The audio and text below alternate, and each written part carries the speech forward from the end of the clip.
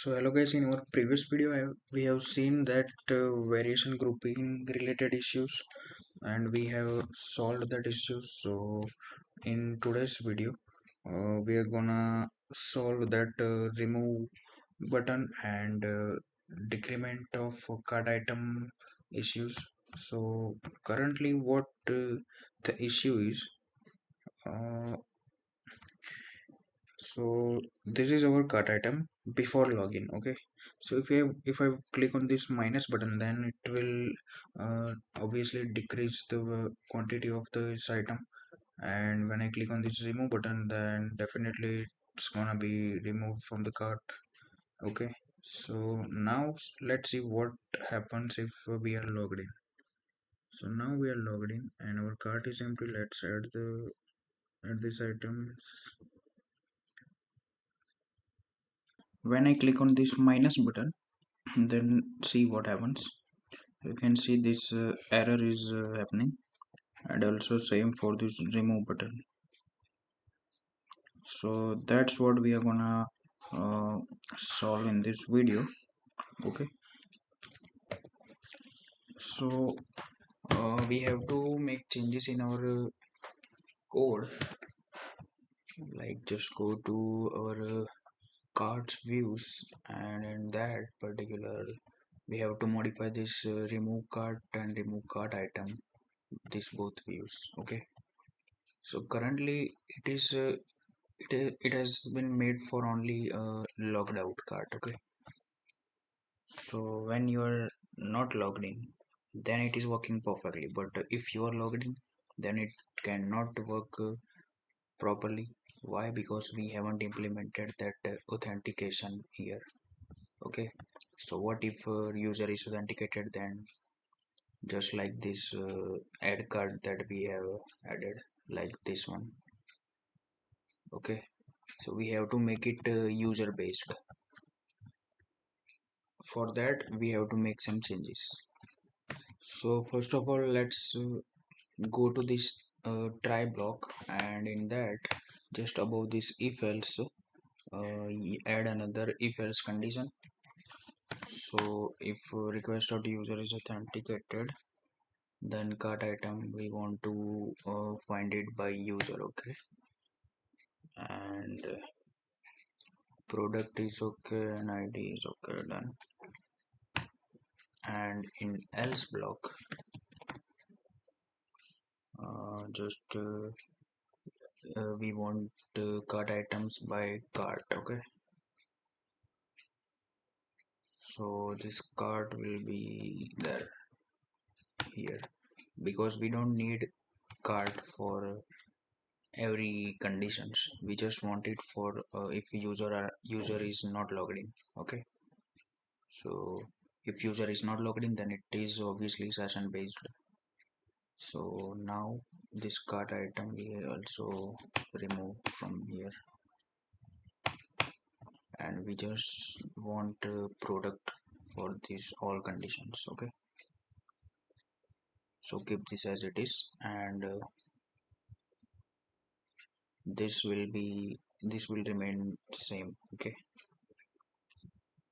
and let's see now what happens.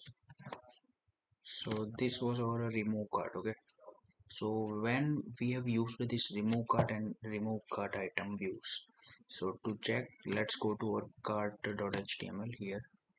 Let's find that remove uh, cart. So here remove cart is used on the this minus button. Okay, this minus button, and in on this remove uh, we have used remove cart item view.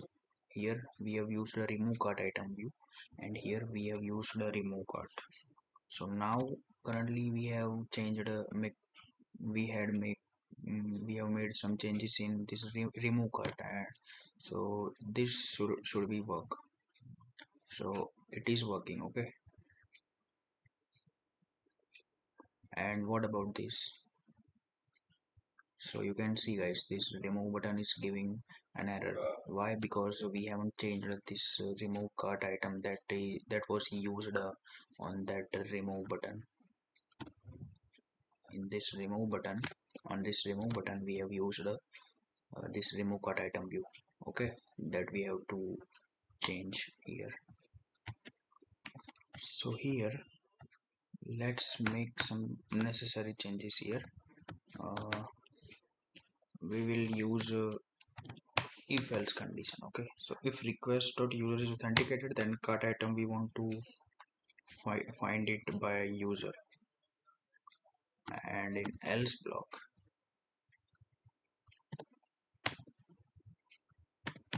and else block uh, we have to use we have to find cart items by using of this cart.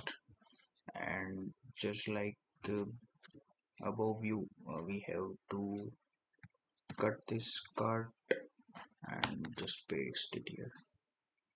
Also remove this one. Okay, so we just want product, which will be same for both condition.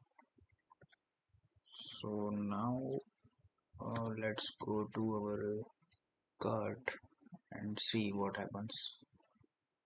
So you can see that button is working perfectly. Okay, let me try it again. So this is working perfectly, and this remove button is also working perfectly. Actually we have to put this code inside our try except log, just like this one. Okay, so that if any error happens, then it will accept, it will handle it. So just use here try except block,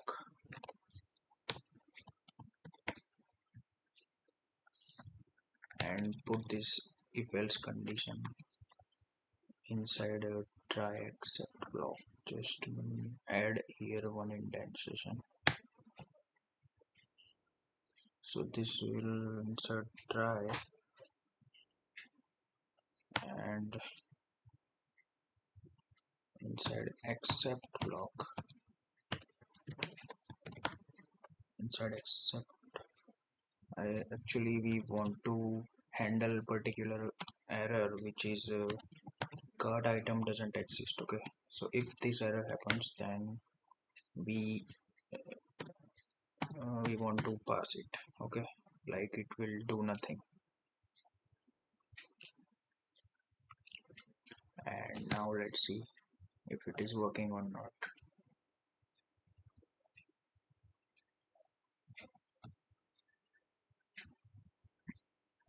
It is working. So if you guys are wondering that why we have usually here try except block, because this card item doesn't exist, error will occur when the card item is not here. But if card item is not existed, then obviously it will not shown here.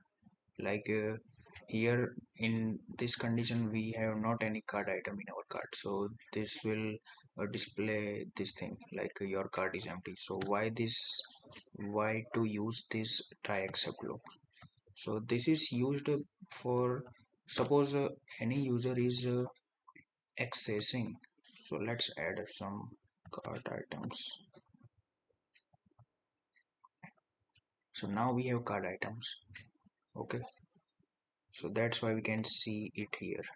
But if it is not available in cart item table, then we cannot see here. Okay, so why to use this try except block? So any user can access this view, this remove cart item,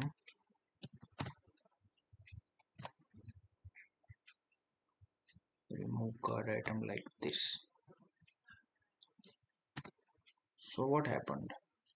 This pass will do nothing, but if you want to check if this error occurred or not, then just print that error, cart item doesn't exist. Okay, so now it should print that particular thing, this thing, if that error was occurred. So let's see what happens. Cart so if someone is accessing that view like this directly from URL, then you can see this card item does not exist is printed in terminal, so this block will was executed. Okay, if you want to print the error except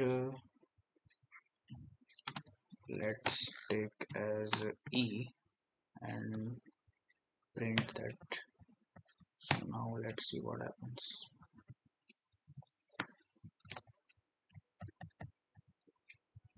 So you can see that error here. Okay, card item matching query doesn't exist. So that's why we have used this try except block. That's the use of this try except block.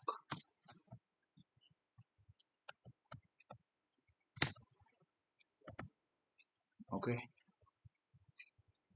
so I hope you guys got this both views, and if you have any query or any doubts, then just comment it down and I will definitely solve all of your doubts.